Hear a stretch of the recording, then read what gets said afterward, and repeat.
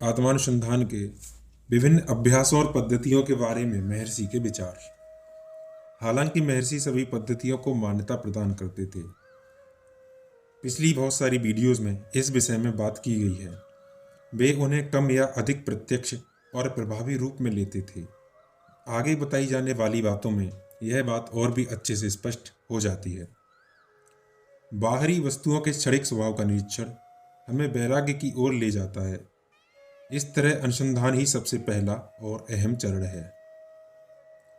जब यह अपने आप घटने लगता है तो धन, मान, वैभव आदि के लिए उदासीनता प्रकट होती है। मैं का विचार हृदय में उसके स्रोत की ओर ले जाता है जो परम लक्ष्य है। अगर साधक अस्थायी तौर पर स्वयं को अनुसंधान के योग्य नहीं पाता तो उसे भक्ति का मार्ग अपनाना चाहिए।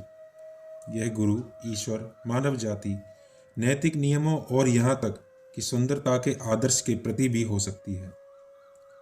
जब वह इनमें से किसी एक में लिप्त होगा तो अन्य मोह तिरोहित होंगे और वैराग्य विकसित होगा। भक्ति के उपादान के प्रति भी तब तक मोह रहेगा जब तक यह उसे पूरी तरह से अपने में विलीन नहीं कर लेता। इसके साथ एकाग्रता को भी सहायक के तौर पर प्रयुक्त किया जा सकता है। यदि उसे अनुसंधान और भक्ति दोनों ही अनुकूल ना हो तो वह श्वास नियंत्रण से प्रशांति पा सकता है। यही योग का मार्ग है। अगर किसी व्यक्ति का जीवन संकट में हो तो उसके सारे अभिरुचि केंद्र उसे बचाने की ओर लग जाते हैं। अगर श्वास को रोका जाए तो मन बाहरी वस्तुओं की ओर नहीं भागता। इस तरह मन पूरी तरह से शांति का अनुभव करता है। सारा ध्यान श्वास पर लगा रहने से दूसरी ओर ध्यान बिल्कुल नहीं जाता। अगर कोई वासना साथ होगी तो श्वास अनियमित हो सकती है। दुख हो या आनंद, दोनों ही श्वास की लय में बाधा देते हैं। सच्ची शांति ही प्रसन्नता है और भोग विलास से प्रसन्नता नहीं मिलती।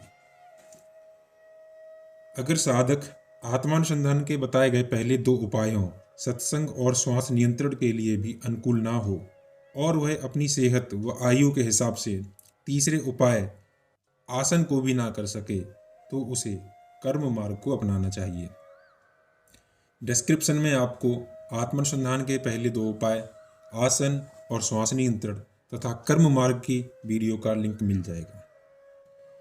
इसका अर्थ होगा कि वह अच्छे काम करते हुए समाज सेवा करे, उसके भीतर भलाई का भाव जागेगा और उसे अपने कर्मों से खुशी मिलेगी।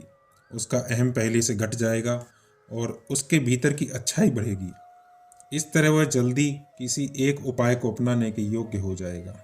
हो सकता है कि उसका सहज भाव केवल इस कर्म मार्ग से ही विकसित हो।